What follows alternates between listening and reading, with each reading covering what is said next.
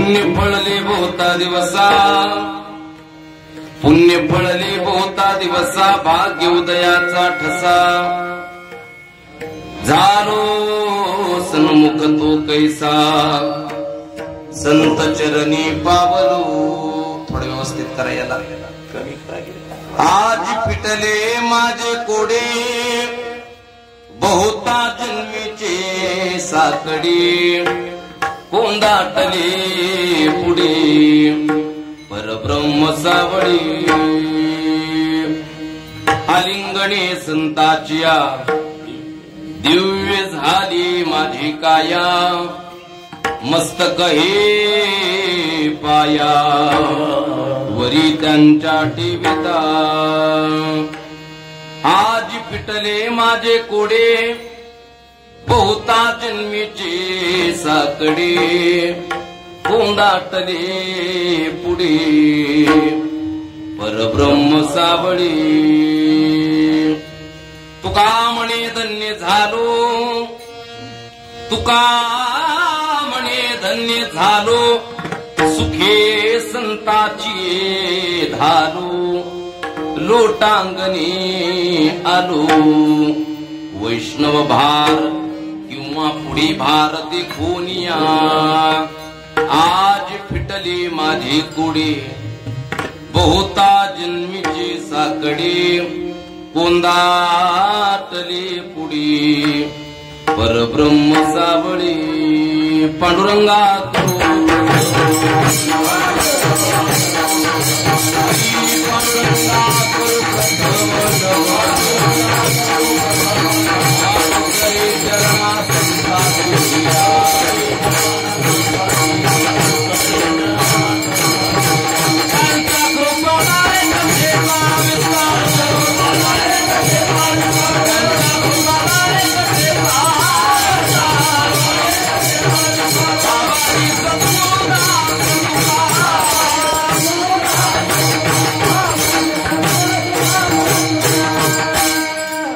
पांडुरंगा करो प्रथम नमन, दुसरे चरणा संतांची या, त्यांच्या कृपादानी कधीचा विस्तारू.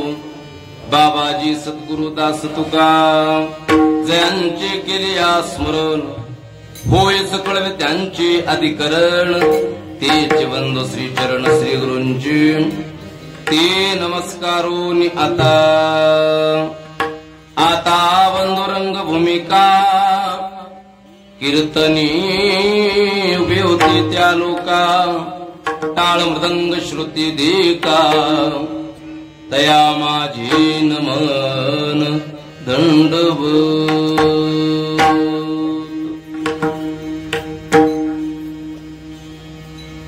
जोडून या कर चरणी ठेवी तो माता, चरणी ठेवी तो माता. करिसावी विनंती माझी पंढरी नाथा, करिसावी विनंती माझी पंढरी नाथा.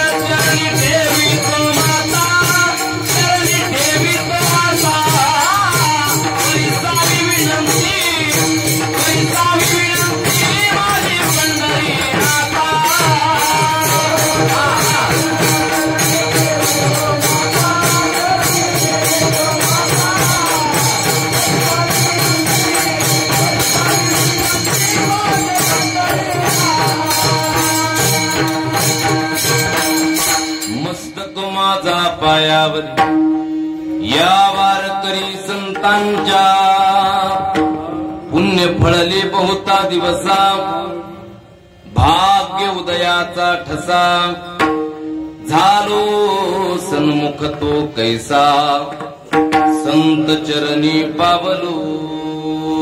प्रस्तुत प्राप्त स्थळी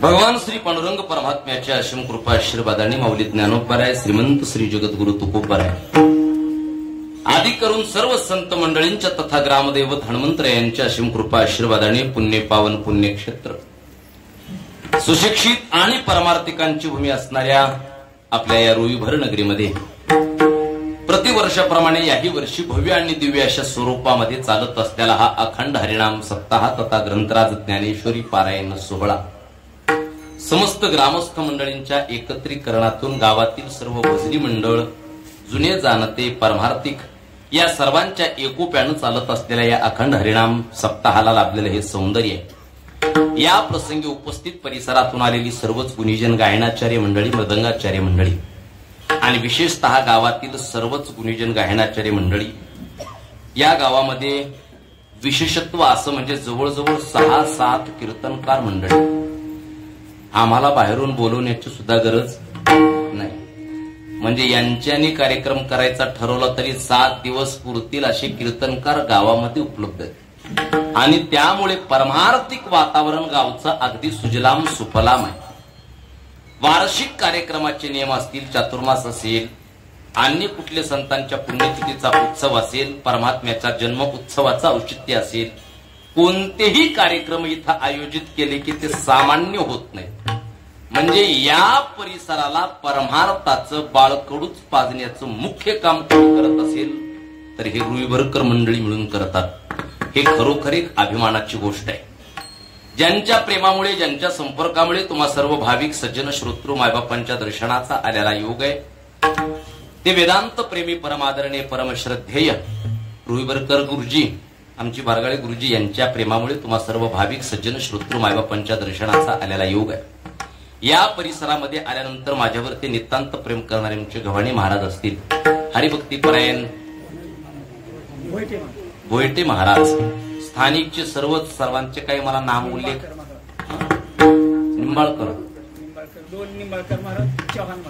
निंबाळकर महाराज चव्हाण महाराज अन्य सर्व महाराजांना पांडुरंगाप्रमाणे मनोभावे वंदन करतो अगदी सर्वांच्या सहकार्याने तुम्हा सर्व भाविक सज्जन श्रोतृ मायबापांच्या समवेत संकल्पित वेळामध्ये आपण अभंगाचं चिंतन पाहण्याचा प्रयत्न करूया त्याचंच नाव कीर्तन असेल विठाला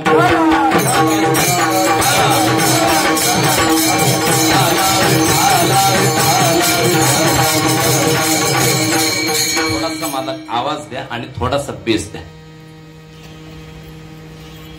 हरी थोडा आवाज द्या वाढवा आवाज इथल्या मॉनिटरला आज विशेषत्व या कार्यक्रमाचं दुसरं औचित्य म्हणजे आज वारकरी संप्रदायाच्या नियमाप्रमाणे अत्यंतिक महत्वपूर्ण असणारा दिवस आहे म्हणजे आज भगवान नरसिंहाचा प्रागट्यकरणाचा दिवस आहे वारकरी संप्रदायामध्ये तसं चिरका आवाज नको वारकरीच कमी करायचा तर ट्रबल वारकरी संप्रदायामध्ये जे काही महापर्व सांगितलेले आहेत त्याच्यामध्ये आजच्या पर्वाला अनन्यसाधारण असं महत्व प्राप्त आहे पर्व विशेष भागवत धर्मी नरसिंह जयंती रामनवमी वामन जयंती जन्माष्टमी आणि उत्तमा महाशिवरात्री 5 पर्व विशेष सांगितले त्यातल्या पहिल्या क्रमांकाचं विशेषत्व पर्व जर कोणता असेल तर नरसिंह जयंती विशेष पर्व आहे रामनवमीचा पर्व म्हणजे राम जन्माचा उत्सव विशेष पर्व आहे वामन जयंती म्हणजे भगवान वामनाचं प्रागट्यकरणाचा दिवस असेल विशेष पर्व आहे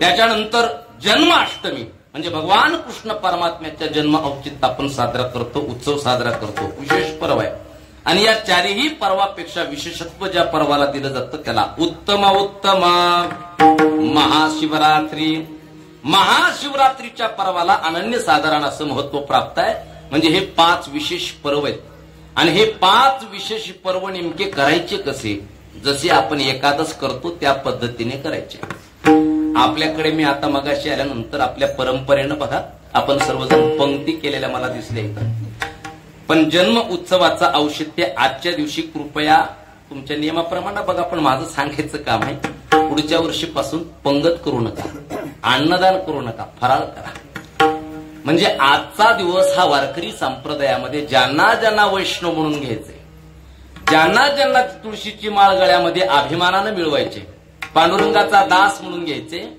त्यांनी एकूण 29 उपवास केले पाहिजेत त्याच्यातील ही 5 पर्व आणि एकूण 24 एकादशी एकादशी प्रमाणेच करायच्या. आजच्या दिवशी बालुशाही खायची, बालुशाही खायची, पुढल्या वर्षी चालू करू महाराज. हा, एकदा टाळ्या वाजवा बरं. आपले उत्सव आपण सांभाळले पाहिजेत. जन्म उत्सवाचे जे औचित्य हे 5 पर्व आपण सांभाळायचे, एकादशी प्रमाण करायचे. आणि दुसऱ्या दिवशी आपण बारस सोडणं म्हणतो. एकादश सोडल्याच्या नंतर दुसऱ्या दिवसाला बारस सोडणं म्हणतो, पण याला पारणं सोडणं म्हणायचं. याला बारस नाही, पारणं सोडणं म्हणायचं. पारणाप्रमाणे आजचा उत्सव आपला उपवास करायचा. असो पुढच्या वर्षीप्रमाणे या पद्धतीने तुम्ही उपवासाचंही निवेदन करा. राम जन्माचं सुद्धा बऱ्याच ठिकाणी काल्याचं कीर्तन करतात हो राम जन्माच्या दिवशी, आणि मग मोठ्या पंक्ती भल्या भोवती बसवतात. अजिबात राम जन्माच्या दिवशी काल्याचं कीर्तन करायचं नाही. राम जन्म उत्सव झाला दुसऱ्या दिवशी काल्याचं कीर्तन करायचं. एक दिवस सप्ताह लांबू द्या, काय अडचण आहे आपल्याला लांबला तरी. एक दिवस उत्सव लांबला म्हणजे काय आपल्या जीवनामधला काही काही 1-2 एकर कमी होणार आहे का? काही कमी होणार नाही. एक दिवस उत्सव लांबला तरी चालेल, पण राम जन्माचा उत्सव उपवास धरून करायचा. नरसिंह जन्माचा उत्सव उपवास धरून करायचा. कृष्ण जन्माष्टमी उपवास धरून करायचा. वामन जयंती उपवास धरून करायचा. आणि महाशिवरात्री हे 5 पर्व उपवास धरायचे. आणि एकूण 24 एकादशी, 12 महिन्यातल्या 24 एकादशी, एकूण 29 उपवास वारकरी संप्रदायामध्ये करणं अत्यंत महत्वाचं आहे. 20 आणि 9, 29, 20 आणि 9 या व्रताचं जो पालन करतो तो वैष्णव. विठाला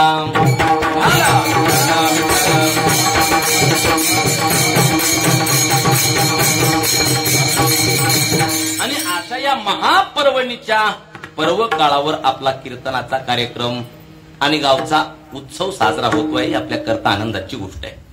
आजची ही 5व्या दिवसाची कीर्तनाची सेवा आहे, बरोबर आहे ना?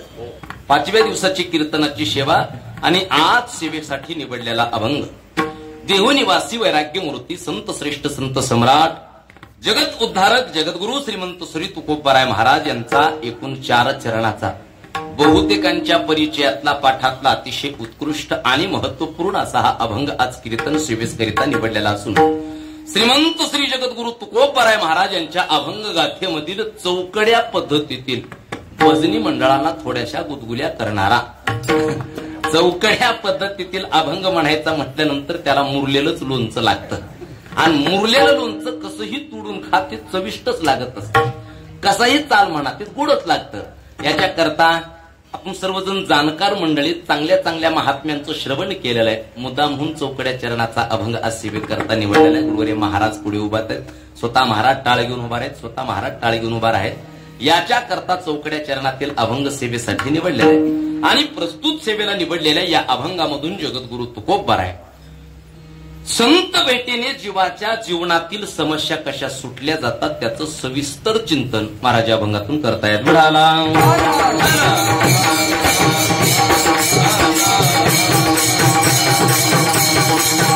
अभंग संत श्रेष्ठ जगद्गुरु तुकोबाराय यांचा चौकड्या पद्धतीतील संतपर प्रकरणातील आणि संत भेटीने जीवाच्या जीवनातील समस्या कशा सुटल्या जातात याचं सविस्तर चिंतन करणारा अभंग आज सेवेकरता निवडलेला आहे.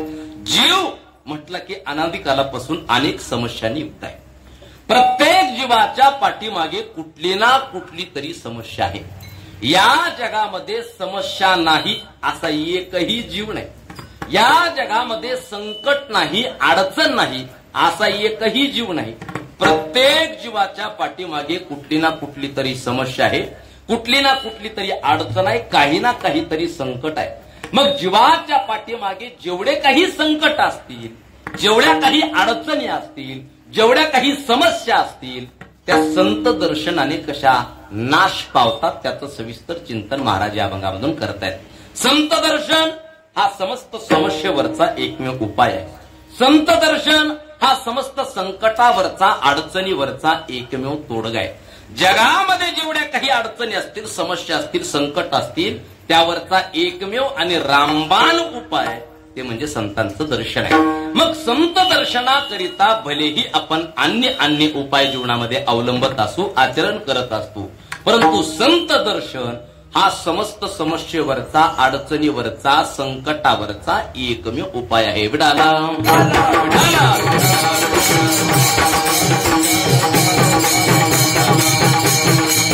वास्तविक पाहता जीव हा अपूर्ण आहे आणि अपूर्ण असलेल्या या जीवाला पूर्णावस्था प्राप्त करून देण्याचं सामर्थ्य संत दर्शनात आहे.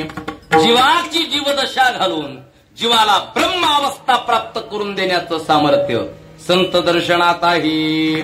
संतांचं दर्शन झालं की जीवनामध्ये करायचं काही शिल्लक राहत नाही. तुकोबऱ्या सांगतात, तुका म्हणे ज्यांचे भेटे होय संसाराची तुटे, होय संसाराची तुटे, होय संसाराची तुटे.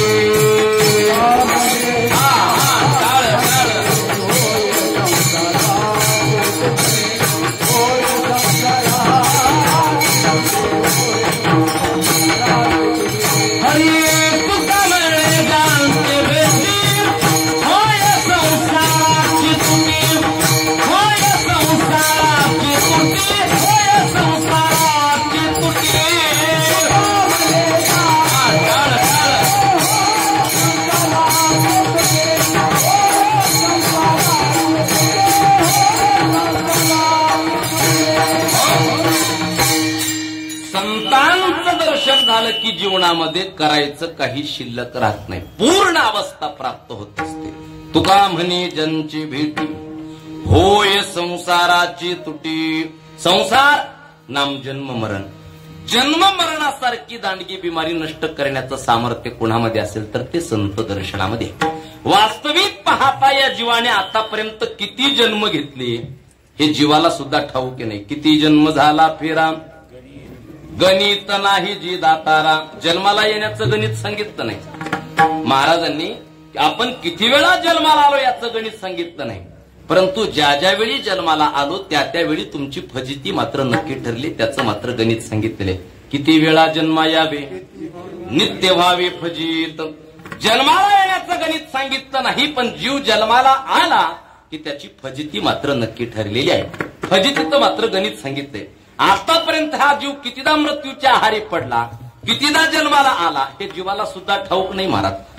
गीतेच्या दुसऱ्या अध्यायामध्ये परमात्मा फार गोड बोलतात. जातश ध्रुवम मृत्यू ध्रुवम जन्म मृत्यूश तस्मात परिहार्य रथे नत्वम सोचिरतु महरसी उपजेते नासी नासिले ते पुनर. आता राहू द्या. हे घटिका यंत्र जैसे परिब्रह्मेगा. ज्याचा जन्म झाला त्याचा मृत्यू निश्चित आहे आणि ज्याचा मृत्यू झाला त्याचा पुन्हा जन्म सुद्धा निश्चित आहे. एवं प्रवर्तितम चक्र. हे जन्म मरणाचं चक्र सतत सुरू आहे. किती वेळा आपण जन्माला आलो किती वेळा मृत्यू झालो हे आपल्याला सुद्धा ठाऊक नाही. म्हणजे हे जन्म मरणाचं चक्र एवं प्रवर्तितम चक्र सतत सतत सुरू आहे. मग हे जन्म मरणाचं चक्र जर भेदायचं असेल, तोडायचं असेल तर त्याच्यावर एकमेव उपाय काय असेल तर संतांची भेट, संतांचं दर्शन हे त्याच्यावर एकमेव उपाय. तुकोबराय फार गोड बोलतात बघा. जन्म मरणाच्या कुंटतील खेपा, जन्म मरणाच्या कुंटतील खेपा होईल सोपा पंथ होईल सोपा पंथ. जन्म होईल सोपा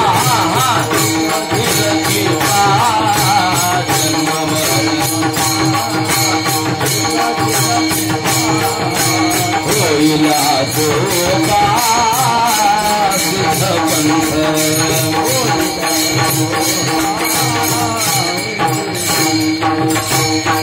हरी जन्म मरणाच्या कुंटतील खेपा होईल सोपा सिद्धपंथ होईल सोपा सिद्धपंथ.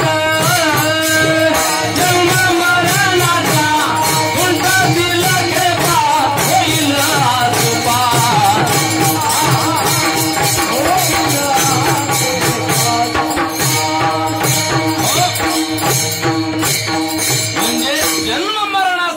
दांडगी बिमारी नष्ट करण्याचं सामर्थ्य कुणामध्ये असेल तर ते संत दर्शनात आहे, संतांच्या भेटीमध्ये. वास्तविक पाहता जन्माला कारण काय सांगितलं? जन्माशी कारण. जन्म घेणे लागे वासनेच्या संगे. जन्माला कारण वासना सांगितली, पण वासनाच बीजा सगट जाळल्याचं सामर्थ्य कोणामध्ये असेल तर ते संत दर्शनामध्ये. संत चरण रज लागता सहज. पुढं काय? वासनेचे बीज जळून जाय.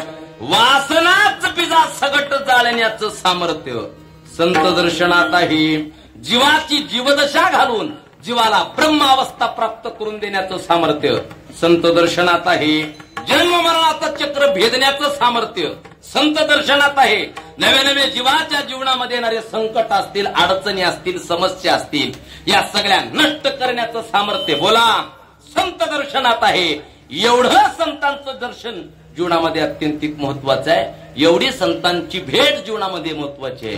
पण वाटते तितकी सोपी बहु अवघड आहे संत भेटी. जीवनामध्ये जेवढ्या काही म्हणून अवघड अवघड गोष्टी असतील, दुर्लभ दुर्लभ गोष्टी असतील, त्या दुर्लभाचं शेवटचं टोक म्हणजे संत भेट आहे.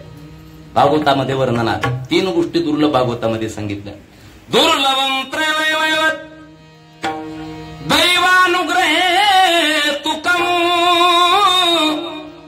मनुष्यत्वम मुमुक्षत्व महापुरुषे संश्लेषात. शास्त्राने 3 गोष्टी दुर्लभ सांगितल्या. त्यातल्या पहिल्या क्रमांकाला आहे मनुष्य जन्माची प्राप्ती दुर्लभ आहे. दुर्लभो मनुष्य देहो देहनाम क्षणभंगुरा तत्राप्य दुर्लभम मन्य वैकुंठ प्रियदर्शनम. मनुष्य जन्म दुर्लभ आहे. मनुष्य जन्मापेक्षा ही पुढची अवस्था दुर्लभ आहे. त्याला मुमुक्षत्व जीवन ही अवस्था दुर्लभ म्हणतात. आणि या दोन्ही पेक्षा विशेष विशेष दुर्लभ काय असेल? साधूची किंवा संतांची भेटी विशेष दुर्लभ आहे. म्हणून बहु अवघड. दुर्लभात दुर्लभ काय असेल या जगामध्ये तर संतांची भेट विशेष दुर्लभ आहे. तुम्ही ऐकत आहे म्हणून सांगेल. या दुर्लभाचे सुद्धा गुरुजी 2 प्रकार पडतात दुर्लभाचे. एक आहे सर्वसामान्य दुर्लभ आणि दुसरा आहे विशेष दुर्लभ. सर्वसामान्य दुर्लभ कशाला म्हणावं? आत्यंतिक प्रयत्न करून किंबहुना प्रयत्नाची परिकाष्ठा करून एखादी गोष्ट आम्हाला प्राप्त होत असेल, मिळत असेल, साध्य होत असेल तर त्या गोष्टीला दुर्लभ म्हणा, पण सर्वसामान्य दुर्लभ म्हणा. ऐकत आहे ना तुम्ही? मी काय म्हणालो? आत्यंतिक प्रयत्न करून किंबहुना प्रयत्नाची परिकाष्ठा करून. शिट्टी का मारते दादा? किंबहुना प्रयत्नाची परिकाष्ठा करून एखादी गोष्ट आम्हाला प्राप्त होत असेल, मिळत असेल तर तिला सर्वसामान्य दुर्लभ म्हणावं. आणि विशेष दुर्लभ कशाला म्हणावं? ऐका. आत्यंतिक प्रयत्न करून किंबहुना प्रयत्नाची परिकाष्ठा करूनही एखादी गोष्ट आम्हाला प्राप्त होत नसेल, प्रयत्नाच्या पलीकडे एखादी गोष्ट असते, तिला विशेष दुर्लभ म्हणावं. उदाहरण देतो म्हणजे लक्षात येईल. एखादा प्रयत्नवादी पुरुष असेल, सामर्थ्यवान पुरुष असेल तर त्याच्या जीवनामध्ये न घडणाऱ्या घटना सुद्धा एखाद्या वेळेस सहज घडून जातील, पण त्या सर्व घटनांना सर्वसामान्य दुर्लभ घटना म्हणावं. उदाहरण देतो म्हणजे लक्षात येईल. मला सांगा, समुद्र तरून जाणं सोपं आहे का? समुद्राची खोली, लांबी, रुंदी याचा विचार करा. अथांग असणारा तो महासागर तरून जाणं अत्यंतिक कठीण आहे. कोणीही तरुण जाऊ शकत नाही. अत्यंतिक दुर्लभ असणारी ही घटना आहे. परंतु इतिहासाचे पानं उलटा. इतिहासाचे पानं उलगडल्यानंतर इतिहासामध्ये असा एक सामर्थ्यवान पुरुष सापडतो जो काही अंतर का होईना समुद्र तरून गेलेला आहे. काय नाव आहे त्यांचं? पोरांनो, स्वातंत्र्यवीर विनायक दामोदर सावरकर. तसा समुद्र तरून जाणं फार कठीण आहे. कोणीही समुद्र तरंगून जाऊ शकत नाही. परंतु इतिहासाचे पानं उलगडल्यानंतर इतिहासामध्ये असं एक व्यक्तिमत्व आम्हाला सापडलं जो काही अंतर का होईना समुद्र तरून गेलेला आहे. स्वातंत्र्यवीर विनायक दामोदर सावरकर त्यांचं नाव आहे. ही घटना कोणीही करू शकत नाही. आत्यंतिक दुर्लभ असणारी ही घटना आहे. पण तुम्ही ऐकत आहे म्हणून सांगेल, या घटनेला सुद्धा सर्वसामान्य दुर्लभ घटना म्हणतात. सर्वसामान्य दुर्लभ घटना म्हणतात. दुसरं उदाहरण देतो. मला सांगा, वाघिणीचं दूध काढणं सोपं आहे का? वाघीण जरशा गाईला आणि शेळीला सुद्धा सरा घालून पाय बांधून दूध काढणारी माणसं आपण. कुठं वाघिणीचं दूध म्हणताय महाराज? वाघिणीचं दूध काढणं अत्यंतिक कठीण आहे. कोणी वाघिणीचं दूध काढू शकत नाही. परंतु पुन्हा इतिहासाचे पानं उलटा. पुन्हा इतिहासाचे पानं उलगडल्यानंतर इतिहासामध्ये असा एक सामर्थ्यवान राजा सापडतो ज्या राजाने शून्यातून स्वराज्य उभा करण्याचं मोठं अलौकिक कार्य केलं. हे राज्य केवळ भोसले वंशाचं राज्य असूनही सर्वसामान्य जनतेच्या कल्याणासाठी स्थापन करण्यात आलेलं राज्य आहे. ही विचारधारा छत्रपती शिवाजी महाराजांची होती. त्या छत्रपती शिवाजी महाराजांच्या तोशीस तोच कर्तृत्व असणारे धर्मवीर छत्रपती संभाजी महाराजांचं जीवनचरित्र डोळ्यापुढे आणा. धर्मवीर छत्रपती संभाजी महाराजांनी वयाच्या 14व्या वर्षी जिवंत वाघाला फाडलं होतं. जिवंत वाघाला वयाच्या कितव्या? आपली पोरं वयाच्या 14व्या वर्षी काय करतात हो? न सांगितलेलं बरं. पानटपरीवरचा गोटक्याचा पुडा सुद्धा व्यवस्थित फाटत. वयाच्या 14व्या वर्षी धर्मवीर छत्रपती संभाजी महाराजांनी जिवंत वाघाला फाडलं होतं. ही घटना कोणीही करू शकत नाही. पण तुम्ही ऐकत आहे म्हणून सांगेन, या घटनेला सुद्धा सर्वसामान्य दुर्लभ घटना म्हणतात. सर्वसामान्य दुर्लभ घटना म्हणतात. अजून उदाहरण देतो. मला सांगा, सूर्य कधी कोणासाठी थांबतो का? धाराशिवला, आमच्या तिकडं नागपूरला थांबत नाही म्हणून म्हटलं. धाराशिवला सूर्य थांबतो का? सूर्य कधीच कोणासाठी थांबत नाही. सूर्याचं काम आहे जगाला प्रकाशित करणे. अंधार नाहीसा करणे, जगाला प्रकाशित करणे हे सूर्याचं काम आहे, कार्य आहे. सूर्य कधीच कोणासाठी थांबत नाही. परंतु पुन्हा इतिहासाचे पानं उलटा. पुन्हा इतिहासाचे पानं उलगडल्यानंतर इतिहासामध्ये असे एक सामर्थ्यवान पतिव्रता स्त्री सापडते. त्या पतिव्रते स्त्रीने सूर्याला सुद्धा थांबवलं होतं. कुणाला पतिव्रता म्हणावं? पतिव्रतेचे 6 लक्षण शास्त्रकारांनी सांगितले. कार्येषु मंत्री, करणेषु दासी, भोजनेषु माता, शयनेषु रंभा, धर्मानुकुलाय, क्षमाय धरत्री. या 6 लक्षणाने युक्त जी स्त्री असते तिला पतिव्रता म्हणावं. जी कार्यप्रसंगी आपल्या पतीला मंत्र्याप्रमाणे सल्ला देणारी, घरात कोणतंही कार्य असू द्या महाराज, मंत्र्याप्रमाणे आपल्या पतीच्या पाठीमागे उभा राहणारी पतिव्रता आहे. कार्येषु मंत्री. दुसरं सांगितलं करणेषु दासी, सेवके करावे सांगितले काम या न्यायाने पडेल ते आपल्या पतीचं काम करणारी कोण आहे? पतिव्रता आहे. कार्येषु मंत्री, करणेषु दासी, भोजनेषु माता. तिसरं लक्षण सांगितलं, आई जेवढ्या वात्सल्यापोटी आपल्या मुलाला भोजन घालते तेवढ्याच वात्सल्यापोटी, तेवढ्याच प्रेमापोटी पत्नीने आपल्या पतीला भोजन घातलं पाहिजे. कारण भोजन घालत असताना पत्नी ही अनंत कालाची माता सुद्धा असते. भोजनेषु माता. तिसरं लक्षण सांगितलं. चौथं लक्षण सांगितलं, एकांतवासात रंभेप्रमाणे वर्तन करणारी. 5वं लक्षण आहे क्षमाय धरत्री, धरतीप्रमाणे क्षमाशील असावी. धरती किती क्षमाशील आहे. सकाळपासून संध्याकाळपर्यंत आम्ही या धरतीहून जोडे घालून चालतो, कधी एक शब्द उलट बोलत नाही, एवढी क्षमाशील पत्नी असावी. कार्येषु मंत्री, करणेषु दासी, भोजनेषु माता, शयनेषु रंभा, धर्मानुकुलाय, धर्माप्रमाणे आचरण करणारी. अर्थात आताच्या भाषेत सांगायचं झालं तर टिकली लिहणारी नाही, कुंकू लिहणारी. 6वं लक्षण आहे क्षमाय धरत्री. आणि 7वं लक्षण आहे काय सांगतोय? कार्येषु मंत्री, करणेषु दासी, भोजनेषु माता, शयनेषु रंभा, धर्मानुकुलाय आणि क्षमाय धरत्री. या 7 लक्षण आणि 6 लक्षण युक्त जी स्त्री असते तिला पतिव्रता म्हणावं. आणि अशा पतिव्रत्य स्त्रीने आपल्या भारत देशामध्ये एकदा सूर्याला थांबवलं होतं. सूर्याला कधीच सूर्य कोणासाठी थांबत नाही.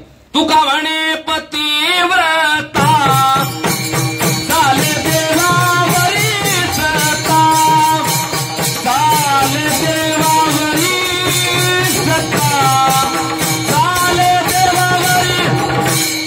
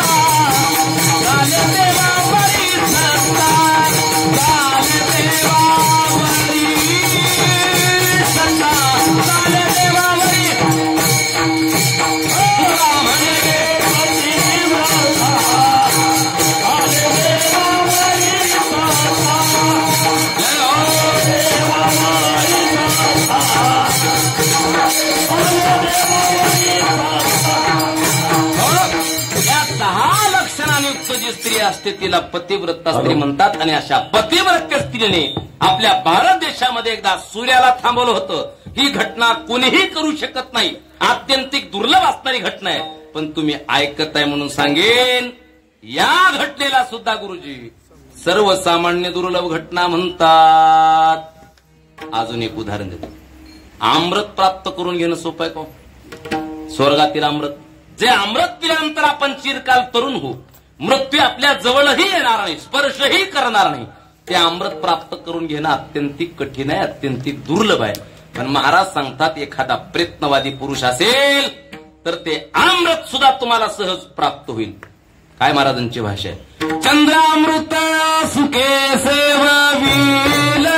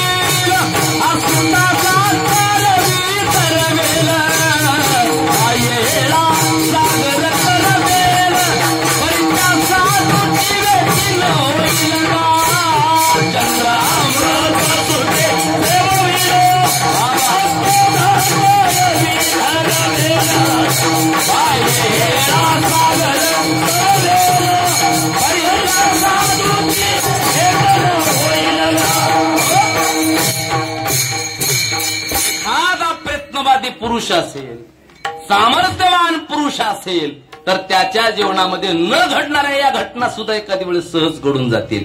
म्हणजे आतापर्यंत सांगितलेले सगळे उदाहरण, एखाद्या वेळेस समुद्र तरून जाणं सोपं आहे, एखाद्या वेळेस वाघिणीचं दूध काढणं सोपं आहे, एखाद्या वेळेस सूर्याला थांबवणं सोपं आहे, नवे नवे एखाद्या वेळेस स्वर्गातील अमृत प्राप्त करून घेणं सोपं आहे. या सर्व घटनांना सर्वसामान्य दुर्लभ घटना म्हणा. ज्ञानोबराय सांगतात, व्याघ्रस्य आचे दूध जोडे चंद्रामृतही आता चढे, परिहारी प्रियाची भेटी ना तुडे, दुर्लभ भाग्य गाळे मनुष्या. आतापर्यंत सांगितलेले उदाहरण एखादा प्रयत्नवादी पुरुष असेल तर सहज घडवेल, हो सहज घडतील. पण या सगळ्यांपेक्षा विशेष दुर्लभ काय असेल? परी त्या साधूची भेट, साधूची किंवा संतांची भेट ही विशेष विशेष विशेष दुर्लभ आहे. हा मग होतच नाही का? संत भेटीसाठी काय करावं लागतं?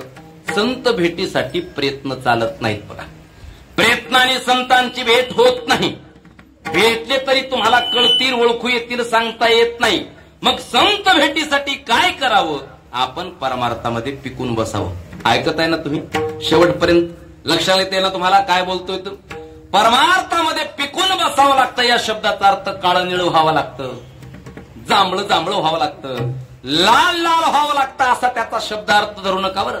पिकून बसावं लागतं या शब्दाचा अर्थ आहे कर्म साम्यक दशेवर यावं लागतं. कर्म साम्यक दशेवर आलात तैसी कर्म साम्यक दशा जेत होय विरेशा, मग श्री गुरु भेटेची अपैसागा. आपोआप संतांची भेट झाली अशी बा राहत नाही. मला सांगा, आंब्यानं कधी पोपटाला पत्र लिहिले का? प्रिय पोपटराव, तुम्ही ज्यांची अनेक दिवसापासून वाट पाहत होता, तो मी हापूस आंबा आता परिपक्व अवस्थेला आलेला आहे, कृपया तुम्ही येऊन माझं सेवन करावं. महाराज, असा आंबा कधी पोपटाला पत्र लिहितो का? लिहित नाही. आंब्याला पोपट खात नाही का? आंब्याला पोपट खातो. आंब्यानं काय करावं? आंब्यानं पिकून बसावं. आंबा पिकला की पोपट आपोआप पिऊन सेवन करणार आहे. तसं तुम्ही आम्ही सुद्धा परमार्थात पिकून बसलो की संत आपोआप भेट देणार आहेत. विठाला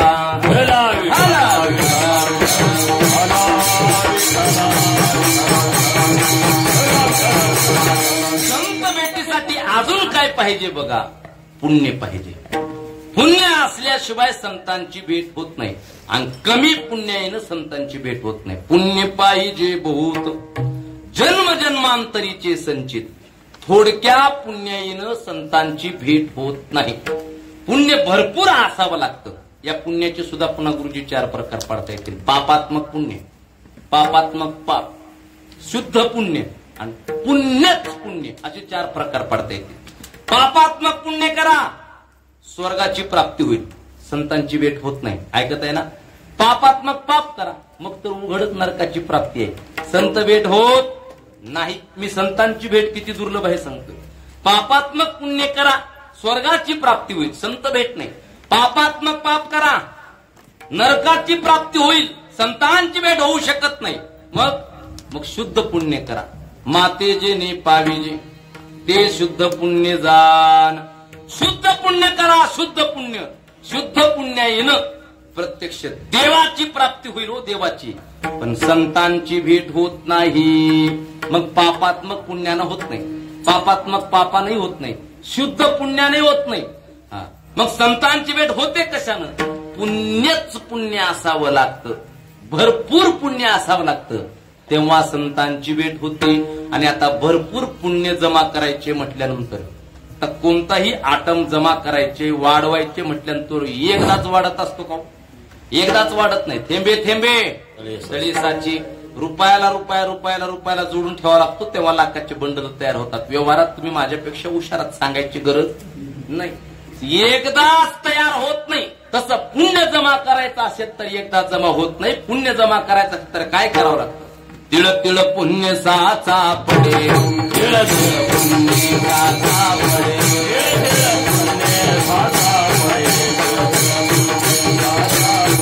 तरी हे बहुता जन्मी जोडे, तरी हे बहुता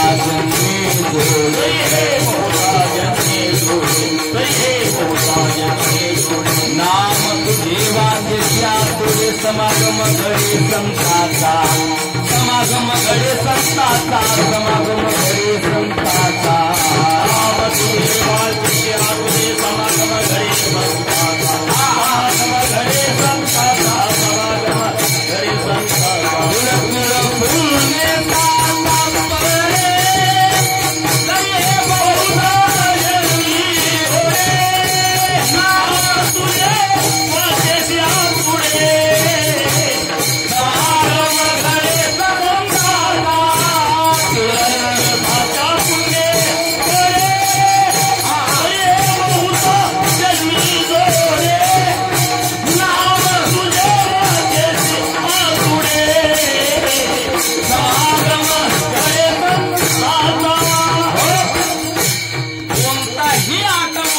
म्हटल्यानंतर एकदाच वाढत नाही, तिळा तिळानं वाढवावं लागतो. सप्त्यात एक पंगत घातली लगेच देवाची प्राप्ती होते का? स्वर्ग प्राप्त होतो का?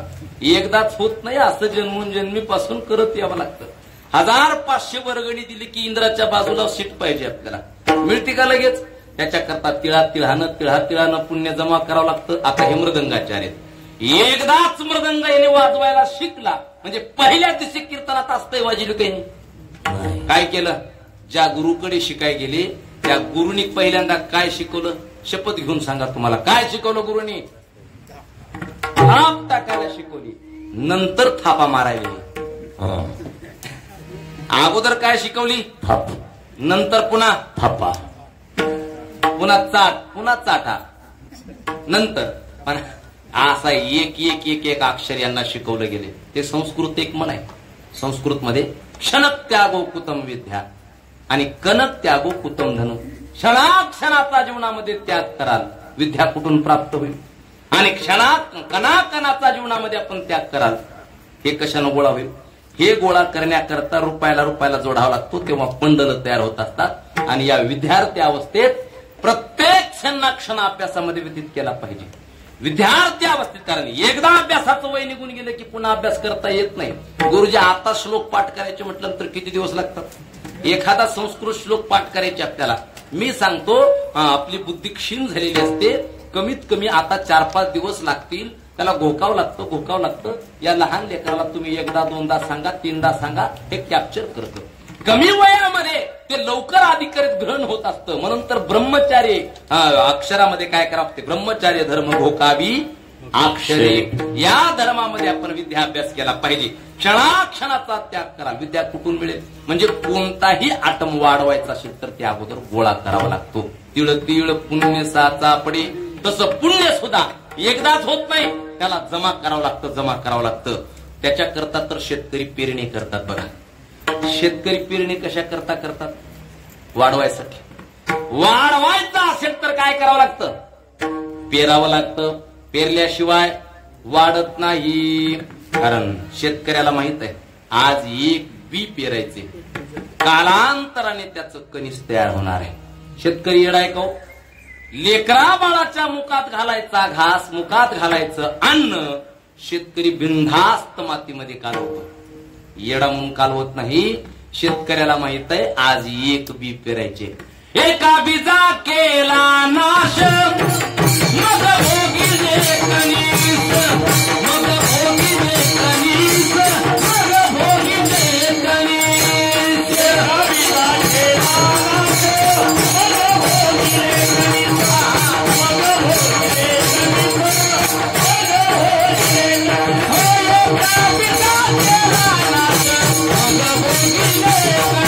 मग भोगिले कणीस, मग भोगिले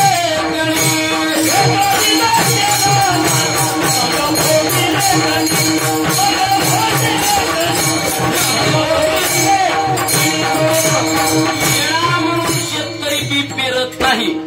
आज एक बी पेरायचे, कालांतरानं त्या बियाचे दाणे हजारो तयार होणार आहेत. कारण बी पेरिले शेती आणि मग गाडी यावरी वाहती. शेतकरी शेतामध्ये बी पेरण्याकरता घेऊन जात असताना 2-3 किलोची पिशवी हातामध्ये घेऊन जातो. ऐकायलात का? शेवटपर्यंत 1-2 किलोची 5 किलोची पिशवी हातात, चौकातून हातात हलवीत बी घेऊन जातो शेताकडे. मला उत्तर द्या, घराकडे आणताना त्याच पिशवीत आणतो का? बी पेरिले शेती आणि महागाडी आणताना मग गाडी यावरी वाहती. गाड्याची गाड्या भरून मग बी घराकडे घेऊन येतो. ही वाढवायची तर प्रोसेस आहे. पेरणी कशा करता? वाढवायचा असेल तर काय करावं लागतं? पेरावं लागतं. पेरल्याशिवाय वाढत नाही. आणि नुसतं पेरून जमत नसतं बरं का.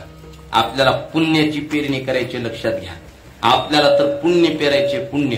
आणि नुसतं पेरून जमत नाही, त्याचं राखण सुद्धा करावं लागतं. नुसती पेरणी केली त्याच्याकडे जर लक्षच नाही दिलं तर काय होत असतं? न राखीता निगा, न गाडीचा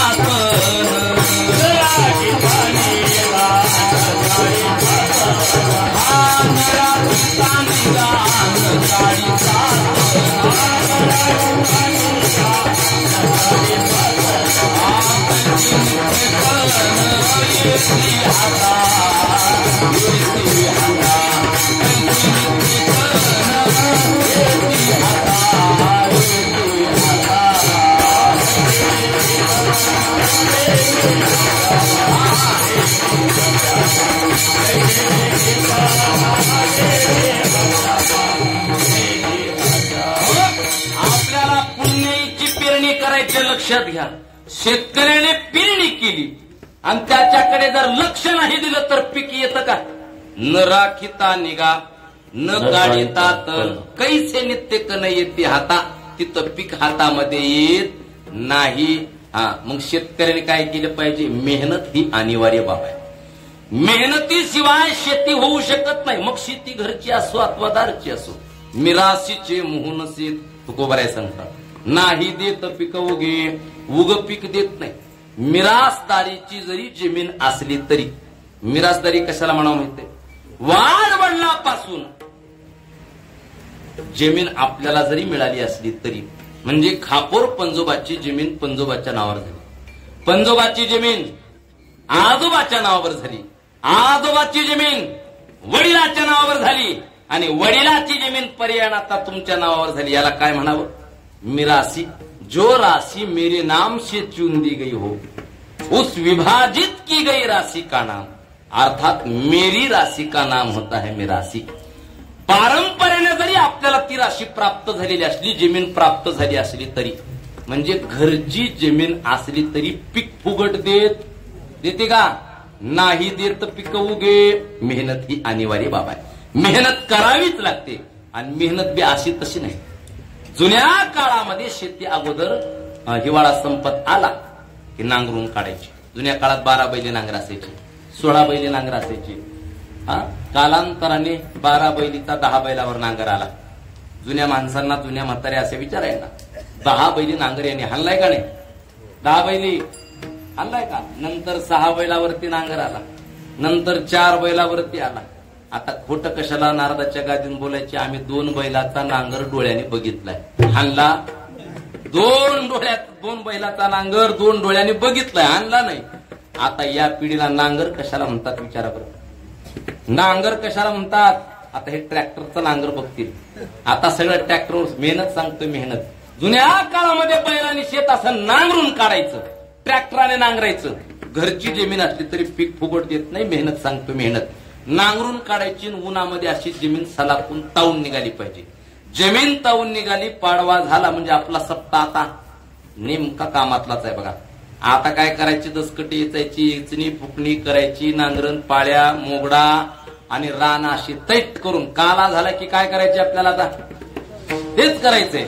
नांगरून करून वाट बघाशी कुणाची? पावसाची. तो बिचारा पडला, पाऊस पडला, शहाणा शेतकरी लगेच पेरतो हो. आपल्याला पुण्याची पेरणी करायची, लक्षात घ्या. पाऊस पडला तरी शहाणा शेतकरी लगेच पेरतो का? पाऊस पडला तरी शहाणा शेतकरी पेरण्याची घाई करत नाही. त्याच्यात वापसा पाहतो. वापसा इतका महत्वाचा आहे. शेतकरी पावसापेक्षा सुद्धा वापशाला 1 काकण किंमत आगाव देतात. कारण चकलीनं बी चिबडीत पेरलं, चिबड कळते का? चकलीनं बी चिबडीत पेरलं की त्याचे परिणाम फार वाईट होतात बघा. चिबडीत पेरले की कालांतराने वरचा पापुद्रा असा कडक होत असतो. होतो का? वरचा पापुंद्रा कडक होतो आणि खालून तर मोडक्या फुटतात वल असल्यामुळे. पण वरी अशी फरशी केल्याने कडक झाल्यामुळे ती मोड वरी यायला ताकद पुरत नसते. आणि त्याच्यामुळे जिकडं जमिनीला भेग असेल, तिकडं ते वाकडं वाकडं वाकडं वाकडं वाकडं वाकडं म्हणजे जन्मतानाच अपंग जन्मतानाच अपंग जन्मने, हेकणे, कैने, मतिमंद हे सगळे चिबडीत पेरलेलेच प्रकार आहेत. विठाला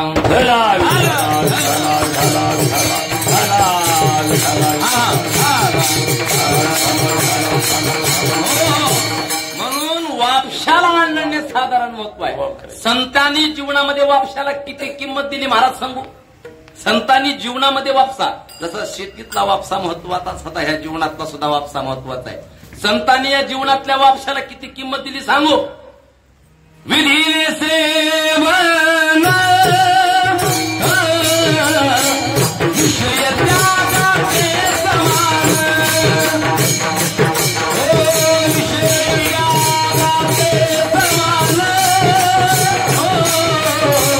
विषय त्यागाचे समान.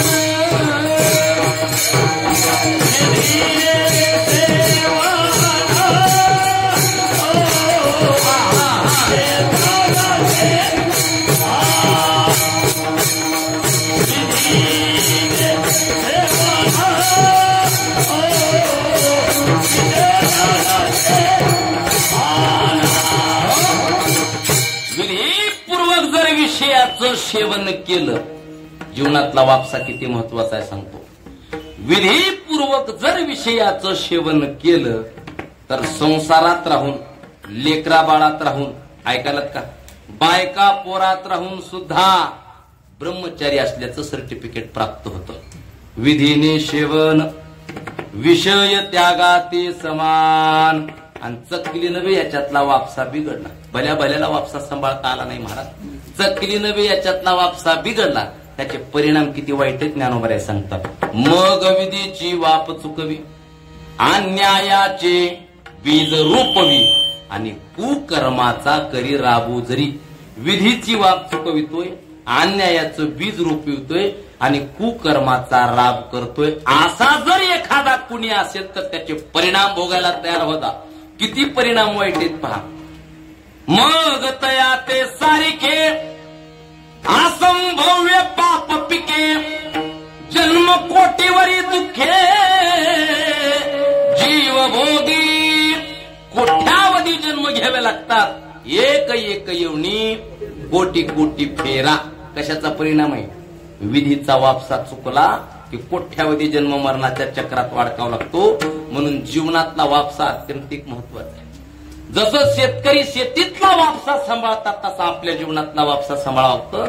विधीपूर्वक जर विषयाचं सेवन केलं तर गृहस्थी आश्रमात राहून सुद्धा ब्रह्मचारी असल्याचं सर्टिफिकेट प्राप्त होतं. इतकी मोठी किंमत कशाला आहे? वापशाला किंमत आहे, वापशाला. आणि याच्यातला वापसा बिघडला की जन्म मरणाच्या चक्रात अडकावं लागतं. परिणाम त्याचे भोगायला तयार व्हावे लागतात. म्हणून शेतकरी पावसापेक्षा सुद्धा एक काकण कशाला किंमत देतात? वापशाला किंमत देतात. शेतकऱ्याच्या जीवनामध्ये वापसा किती महत्वाचा आहे? तुकोबराय सांगतात वापसा किती महत्वाचा आहे. मळे झाकोनी या करीती पेरणी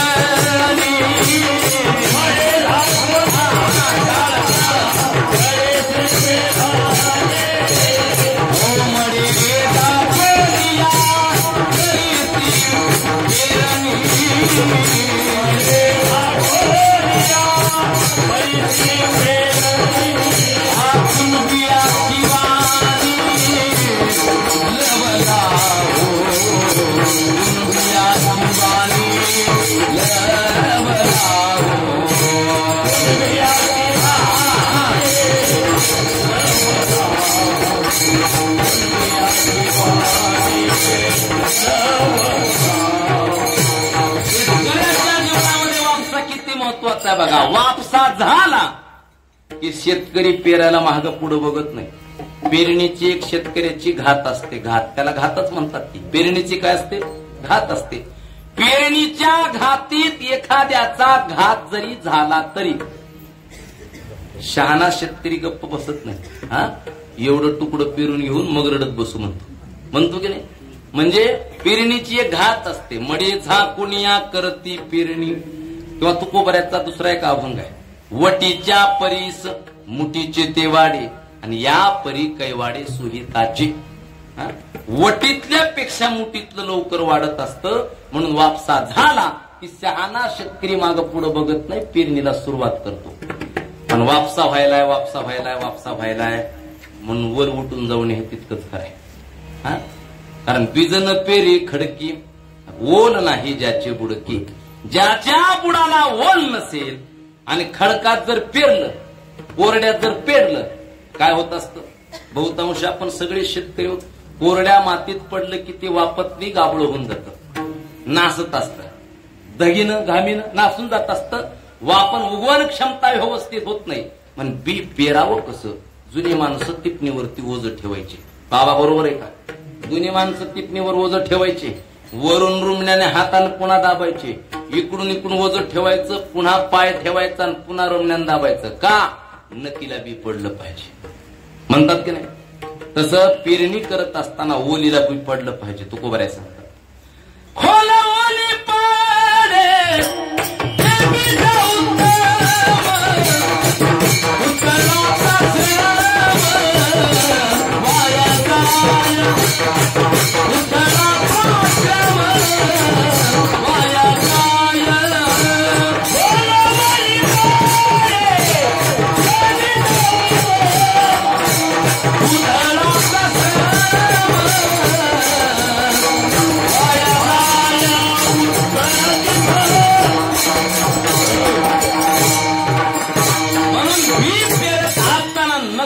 खोल मुळावरती बी पडलं पाहिजे.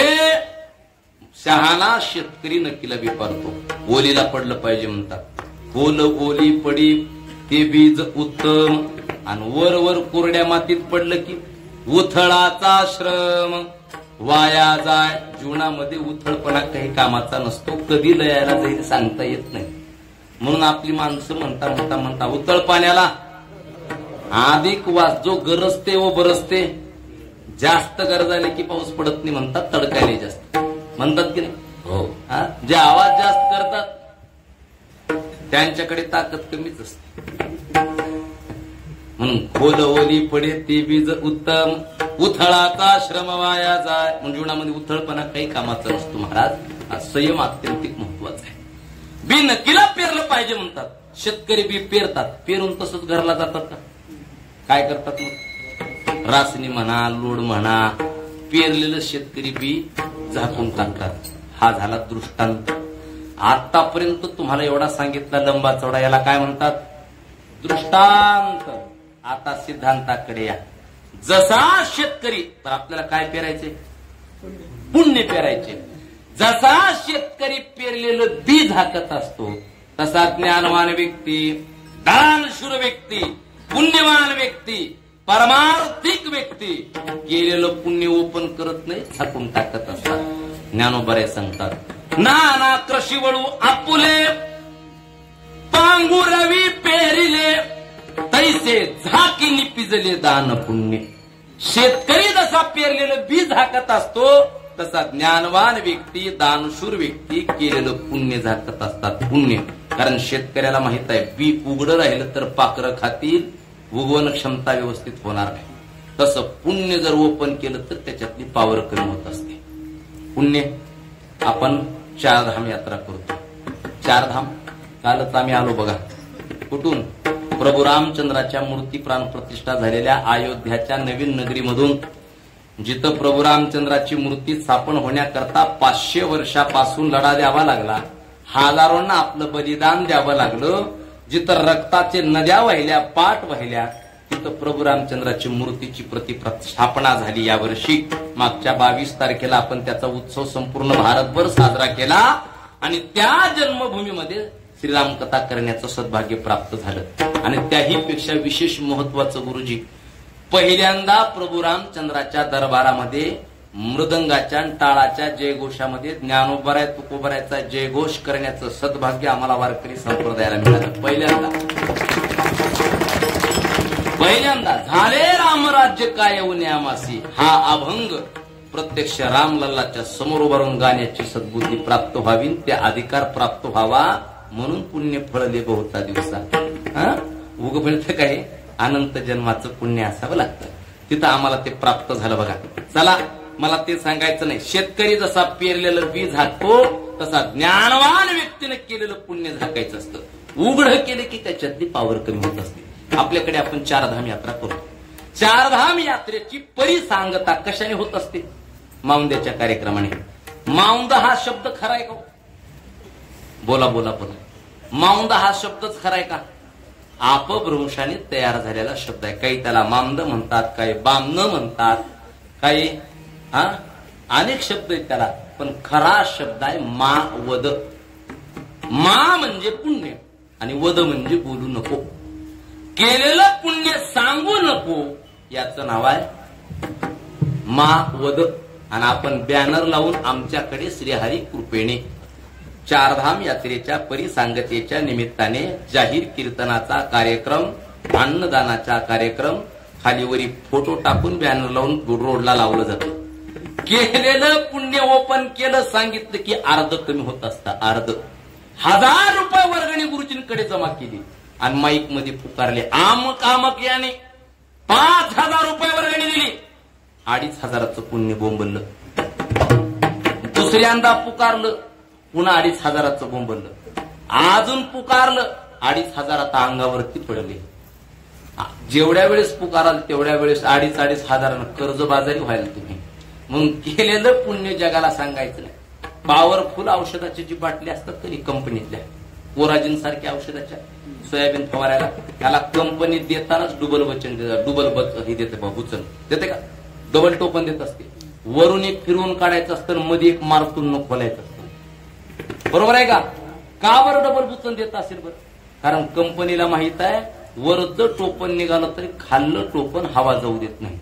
त्याच्यातली हवा गेली की पावर कमी होत असते. तसं पुण्य सांगितलं की पावर कमी होत असतं. म्हणून केलेलं पुण्य जगाला सांगायचं नसतं. जसा शेतकरी पेरलेलं बी झाकत असतो, तसं ज्ञानवान व्यक्ती, दानशूर व्यक्ती केलेलं पुण्य झाकत असतात. आणि झाकून झाल्याच्या नंतर 4-8 दिवसानं पुन्हा येडा करायच्या ताकडे येतात. पेरून झाल्याच्या नंतर, कारण ज्ञानोबाराय सांगतात, पूजोनी देव पाहिजे, पेरोनी शेता जाईजे, तोषोनी प्रसाद घेईजे अतिथीचा. देव पूजा करावी, देव पाट्याकडे पाहावे, शोभून दिसतो पाठा. तसं पेरून शेताकडे जावं, अशा वापून निघालं की नाही महाराज. कडे कोपरे कसे वापलेत, कुठं दाट पातळ झाले का, बेरले का, चिखलात पेरलेलं बाजूबाजू कसं झालंय, असं व्यवस्थित धान वापून निघाले की मग शेतकरी म्हणतो जमलंय जमलंय, आता चांगलं चांगलं जमलंय. 8-15 दिवसाचा कालावधी गेला, पेरून चांगलं वापून निघालं, 15 दिवसाचा कालावधी गेला. शेतकरी पुन्हा घरी झोपा काढतो का? काय करावं लागतं मग? अधून मधून त्याच्या अवतीभोवतीचा जाळवा काढावा लागतो, त्याला खत पाणी द्यावं लागतं. द्यावं लागतं की नाही? अधून मधलं काय निवडावं लागतं? निवडावे तन, निवडावे मना, निवडावे तन, शेती करावी जतन, शेती करावी जतन,